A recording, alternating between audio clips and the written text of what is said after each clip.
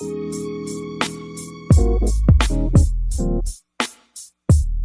to SuperTalk, a podcast hosted by Hillside Public School Superintendent Glover.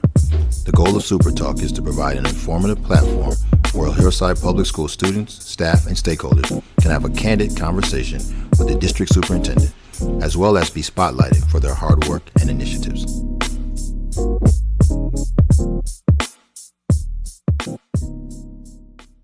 Good afternoon. This is Superintendent Glover coming to you once again with another episode of SuperTalk here at Hillside Public Schools. This is our 2025 first edition. We're coming to you from Hillside High School once again, getting the chance to have a conversation with one of our lovely students. I'm gonna let her give her story and share her latest accomplishment.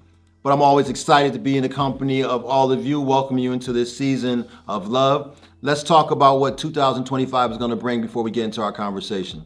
I'm continually thinking about how we can shine a light on our students, our staff, our community here in the township of Hillside. I'm continuing thinking about how we can grow and show our innovation. If you have not gotten a chance to see previous videos, please log on. If you're not following us on social media, please follow us on all our handles for IG, Facebook. We don't do Twitter, and we don't do TikToks. But follow us because you'll see our students. We're always about our students first. In fact, that's our motto, students first. If we're not doing it for our students, then why are we doing it?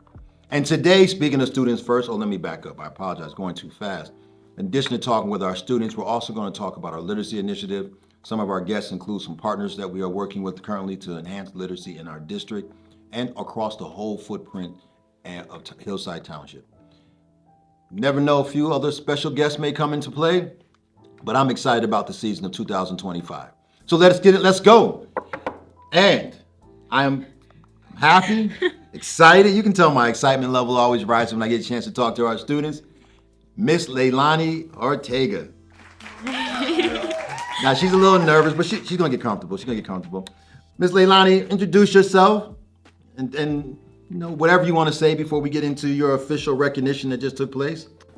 Well, my name is Leilani Ortega. I'm a junior here at Hillside High School. I've been going to Hillside School since the first grade. I'm involved in a lot of clubs in our school, and we're gonna get into my recent accomplishment. All right, so let's jump into it. Now, I have framed the conversation to be something that's short and powerful, but we go where we go. All right. So recently, well, first of all, one of your activities that you're involved in is you are a member of the Hillside High School Student Council. Yes. You are currently an officer? Mm-hmm. Share your office and share your title. I'm Community Outreach Coordinator, meaning I speak to the public to organize events for our school. So she should be doing my Cameron's job. This is a joke. Ron's doing a great job. I always try to give a plug out. So you are the community relations. You speak to the community. So that's what you do here at the high school for our local chapter. But recently, share with the community how you were just awarded a new title. I was elected executive member of publications for New Jersey Association of Student Councils. Let's say that again. Let's slow that down, everyone. First of all, let's give that a round of applause. Let's salute. Now let's slow that down so everyone can hear that again. Say it loud and say it proud. I was elected executive member of publications for the New Jersey Association of Student Councils. How did that make you feel when you were told that you were the selection to sit in that seat? Very happy, very relieved. So tell us how you got it into the space of being on the ballot, what the nomination process. Talk us through it so we'll know how you were the one selected, putting Hillside on the map again. Well, my advisor, Ms. Deutsch, she was already kind of informed on how NJASC worked because we previously had Dart sit-ins. He was, I think, executive member of state charity, so she already kind of knew the process. So it was between me and another student. You know, Olu, you did a podcast. Yeah, with we him. don't. Yeah. Yeah. So it was between me and him, but he let me do it. So we kind of had to get everything ready. Like we had to prepare like a fundraiser to raise money to cover poster costs, picture costs, candy costs, shirt costs, and then in December. Like, I wouldn't say it was an interview. Not really. They were just asking me to see if I fit in, because they had to slate me. I didn't get to really choose what I wanted to do. I was more slated. So they slated me for executive member. So I was between 4 other people, because it was 5, but one person dropped out. But it was 4 other people, and I won with the most votes. Congratulations. You see how her confidence just rose when you started talking about how she got slated. She took us through the process of her. Did you have to write an essay or anything? I had to write, an essay for them before the whole like slating thing happened, and then I had to write a speech, and I also had to write an autobiography for the website now. Like, my picture is there with the person who held the position, who's still kind of holding the position now. I had to take a picture with them, and both of our kind of speeches, our autobiographies are there. Where can we go find this at? We should have that on our website. We should definitely put a link on our website so people can read and see it. Where's that at? It's just njasc.net. NJSC. NJASC.net. NJASC.net. Ron is on it right now. That will be posted, I guarantee. So congratulations. So once you receive the accolades, the shout outs, and all the celebratory words, what's the work you have to do? The work? Well, I chose publications because, again, I'm community outreach for our school. So I thought it'd be more so easier, because state charity, Dart already did that. So I wouldn't want us to kind of go back to something again. And then special projects, it didn't really interest me too much. So then with publications, when I was talking to the guy who has the position still, he said that it's more so I really have to reach out to a lot of people. And then he also asked me if I knew how to use Canva. So that kind of threw me off a little bit. So we're going to have our transition meeting on February 10th, where I'm going to learn more information about my position. Congratulations. That's beautiful. Putting Hillside on the map back-to-back years. Dart last year, and here Leilani. I'm Leilani this year. That's beautiful. I'm happy for you. So now you're going to be doing work. You must love talking to people. Yeah. That's good. Yeah. Are you creative? I would like to say so. Yeah, that's good. So a lot of good things. Maybe we might have to hire you for Hillside. Are you interested in the job? Oh, I'm sorry, that's a different interview. That's a job interview. So what does it mean to represent Hillside? I would say like to represent Hillside is more so just like kind of being proud of Hillside in the first place, because you can't represent it if you're so shy, like, oh, I don't mention my school's name. Mm-hmm. Oh, my school's this, my school's that. That's not really kind of, being proud and representing who you are. So I would just say being confident in your school, being confident in your like peers, etc. Yeah, that's beautiful. So you mentioned earlier that you have been going to the Hillside School District. You've been in the Hillside Public School District since first grade. Yeah. So you've seen a lot happen in the course of your 12 grade levels, 11 grade levels, but 12 years of being in here. What's been the most exciting period of time that you can share with us? I would say the most exciting period of time would be there's 2. I can't really pick. Well, 8th grade year, because that's when they made the new school, Hillside Innovation Academy. So I went there. I got to experience a whole new setting. I was still talking to the people from WOK, and it was just so many different things. I got to experience everything, because I went to WOK 7th grade and then 8th grade HIA. So it was like a kind of different change of pace. And then another kind of exciting period of time is like my sophomore year, because that's when I really blossomed, I would say. Like I joined performing arts, I joined a bunch of new clubs, student council, and I kind of got more into the community and more, like I got to know more about what Hillside's about. It's rare that we have people your age. You're 16, 17? 16. 16 years old. It's rare that are you driving yet? Okay, good. All right, I just want to make sure the time you go on the highways, obviously. It's rare when we get our young people who are really engaged in the community the way that I see here in Hillside. Mm-hmm. So first of all, kudos to you for doing that. That's big, because your voice matters, and young people's voice and perspective matters. How do you balance your time? It's a lot, but I try to kind of make a plan for myself, a schedule for myself. I let my mom know my schedule so she can also kind of help me balance everything. I talk to all my teachers, my advisors, so I don't overwhelm myself. You're focused. Like, do you just hear what you just said? A 16-year-old with a schedule. You share all your appointments with your mom? I tell her my grades. I tell her. That's beautiful. Yeah, everything. Give your mom a shout out. What's your mom's name? My mom's name is Aracelis Hunt, and I just love her a lot. That's right. You gotta give mom a shout out. No, but that's beautiful that you've dedicated yourself to being community oriented. Mm-hmm. That's a great thing. So you were at WOK for a period of time. You went to Hillside Innovation Academy. Shout out to our middle schools here in Hillside, and then you came to the high school. Freshman year is always that transition period, and then something happened in sophomore year, and you said, I got to be down with all these things that I know can add to you. What do you enjoy doing most? Which one of those clubs, extracurricular activities do you really enjoy, and that's my passion? I don't know, because out of all my clubs, I would say performing arts and student council. I really can't pick because it's like I enjoy singing and acting, and then when we have to dance, I enjoy dancing. But then at the same time with student council, it's also kind of like a family too. So I have people to go to. I can also help everybody else in my grade, my school, with events. I, I applaud you for being able to find the time to make sure that you enjoy high school. Yeah. Because this period in your life is going to be probably the last fun time that you can consistently meet with folks on a regular basis, and you still have the guardrails around adults to help you continue to evolve to the person that you are. Yeah. So you are a performer. Yeah. What's your specialty? Singing. You can sing. I've heard. Yeah. And what do you want to do with that talent, or is that just a hobby? I would say it's a hobby, but I would kind of like to go farther than that because I'm into law. I would like to do that after high school and as a career, but I'd also like to get into music too. Do you write? No. She said no. You just sing. You sing Yeah. other people's lyrics. Yeah. All right.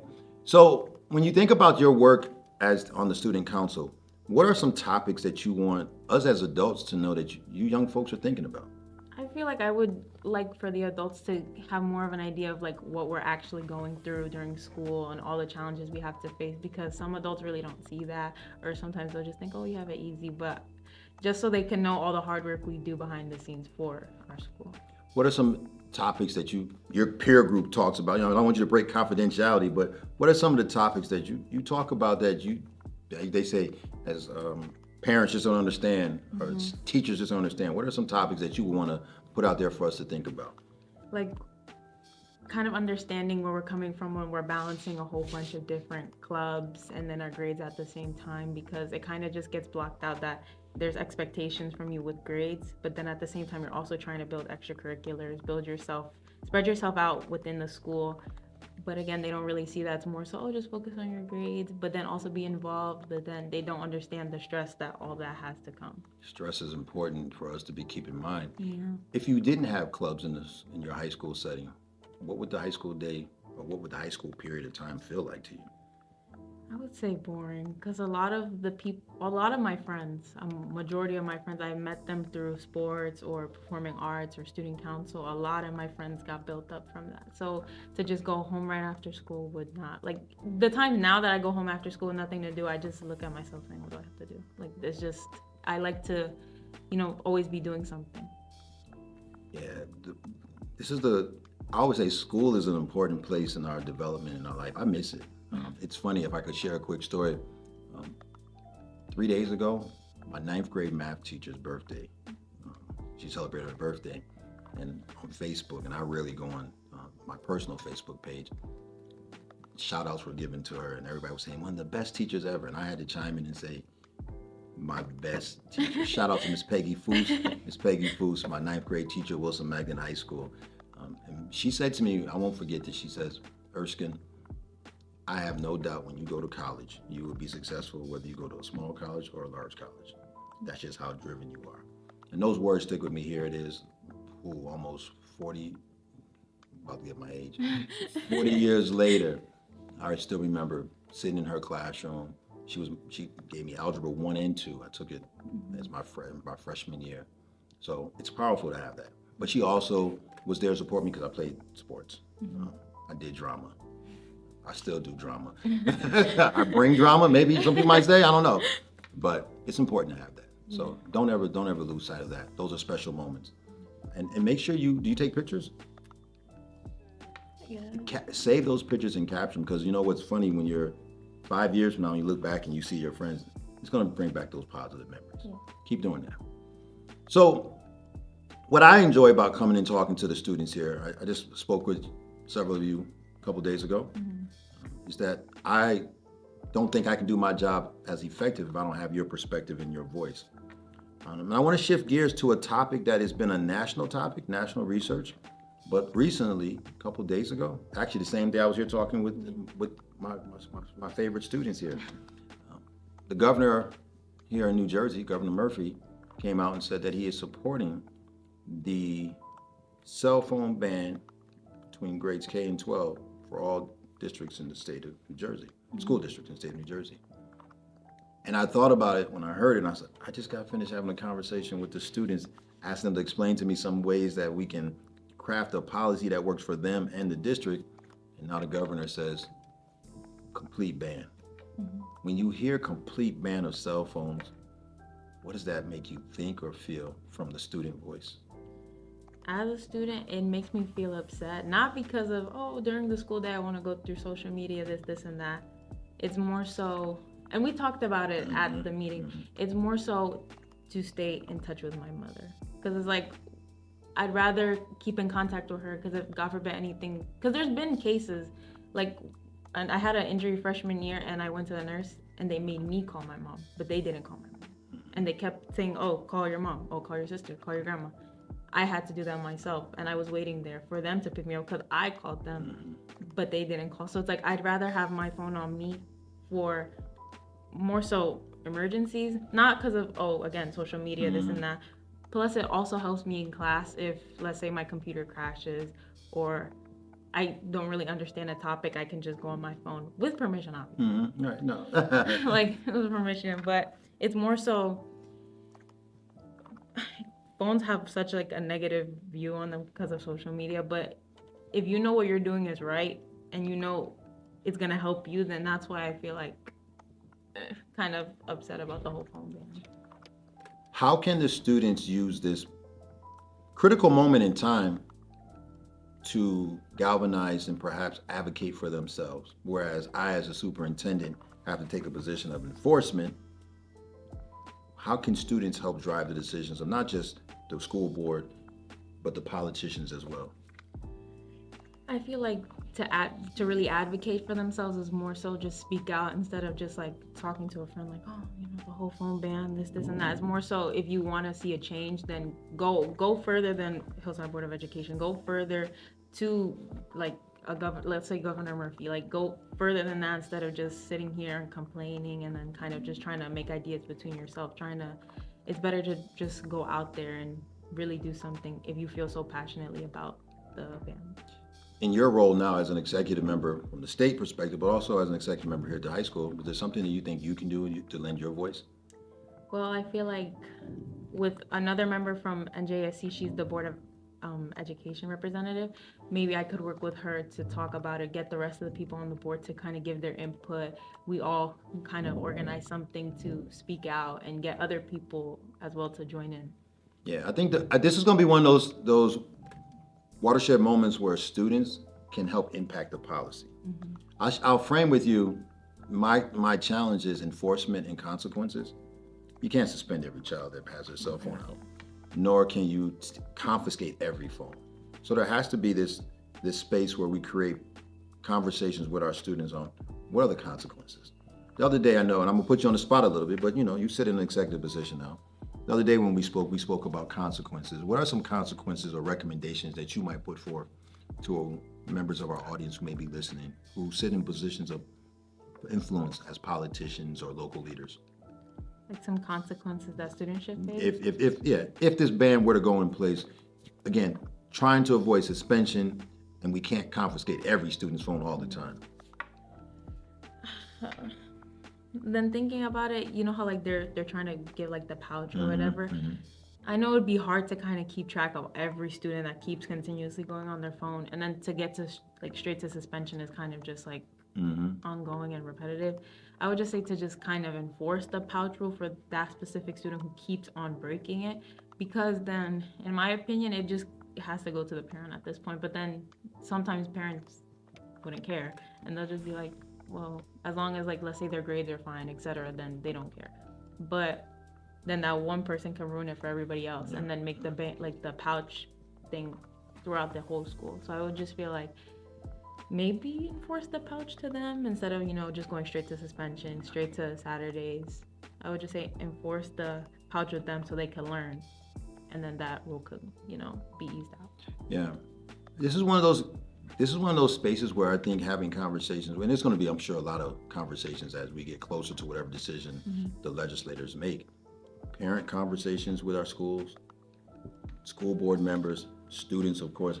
I already know that there are some districts in the state who've already had the ban in place, part. They've made adjustments to their policy. We're required here in Hillside to make an adjustment too. But I'm confident that if we collectively, this is one of those times if we all sit at the table together and have our groups, I think we'll have come to a resolution where people can be more productive in the use of cell phones and still not have punitive consequences. So as we get ready to close out, but thank you for that. Thank you for sharing. I want to put you on the spot. And I know you don't want your friends saying, you said get rid of cell phones. No, you're not saying that, but it's just, again, being healthy in our thinking. So as we transition to closing out, let's talk about you and your long-term goals. You're a junior. This year's gonna fly by. It'll be June before we know it, and you'll be getting ready for your senior year, your pictures. You said you were aspiring to study law. There's a lot of great institutions across the country of higher ed. Talk about where you're thinking about applying to. Well, I feel like everybody that knows me keeps hearing me say, I want to go to NYU, I want to go to NYU. Because I want to go to NYU. Yeah, that's all right, that's all right. Yeah, because it's like, it's still kind of close to home because my mom works in New York. And then everybody, like my family is from there. I feel like it's just meant for me to go there. And then as well. Great law school too. Yeah. As well, I'd like to go to Stanford. Any good institution so I can, build up a degree and then land a good job, own my own firm, Oh, aspirations of being having your own private firm. Yeah. Law school is a beautiful space. I wish, there's times I wish I had pursued law. I actually enjoyed talking about law, but I don't think I would have enjoyed studying all the cases as much as some people do, but that's all right. Who has inspired you, or what made you consider law as a space? Well, my mom, she's always said that I was really good at arguing my points, speaking for myself. Usually that's the case. And a lot of people say too that I'm good at speaking, etc. So it's it's just watching lawyer shows and stuff. It's just very interesting to me because I want to be able to do that and participate in that and share my voice and have a voice for others. Well, I believe you. I imagine one day we'll see you sitting perhaps on the Supreme Court justice, replacing one of our other great justices right now, Supreme Court justices. That's great. I'm excited for you. I'm rooting for you. So when do you think, okay, so Stanford, NYU, are there any other spots that you've considered? I've also considered, going to California, anywhere maybe UC Berkeley, San Diego State. I have a bunch of options. My college apps, there's a lot of options for me. Listen, folks, she's picking heavy hitter schools. Something about that West Coast, though. You keep gravitating to the West Coast. I don't think your mom's going to be too happy with you going way to the West Coast. Hey, she said she'll support me or go with me wherever I go. Go. Well, that might be it. Speaking of the West Coast, we just want to make sure that we recognize and give our blessings and our prayers and our condolences to those who are in the Los Angeles region right now who are experiencing those traumatic wildfires that have just ravaged that part of the country. So Hillside stands with you, and whatever we can do to extend our support, we're here for you. I'm excited for you. I get a chance to sit in this chair. This is my 4th year, so that means when I arrived, you were a 8th grader at HIA. And I'm happy to watch how all of you have grown up. That's the fun part for me. To see you sit here today and you're confident and mature and talking about going to college. What I miss is when you guys come back, right? I want to see what you become. I'm so excited. I'm like, well, am I gonna be sitting next to a lawyer? Am I gonna walk into a law firm and say, I know her, and I'm gonna say her name wrong, but that's my new, But I want to just say thank you for taking time out of your busy schedule to have a conversation with this little old superintendent. But Hillside, this is what we are about, giving our students voice. I can't take credit for it. I'm honored when you guys take time out of your schedule and say you'll talk with me. So thank you. Thank you for having me. Always. Any closing words, any shout outs you want to give? Shout out to my mother, my friends, God, and my teachers. Yeah, that's it. See how humble she got? So all this other time she was all energetic and voice. Now when I say give a shout out, but again, tastefully done with a lot of respect. Stand up, stand proud, represent always. Hillside, this is what it's about. Young people doing great things, lending their voice to a space that traditionally we don't always give to our young people. Hopefully one day she may change her mind and say she wants to be superintendent of schools as a lawyer, and she can sit on this side of the table and do the same thing for the younger ones. Hillside, let's go. 2025 edition of Super Talk. First edition this year. Signing out.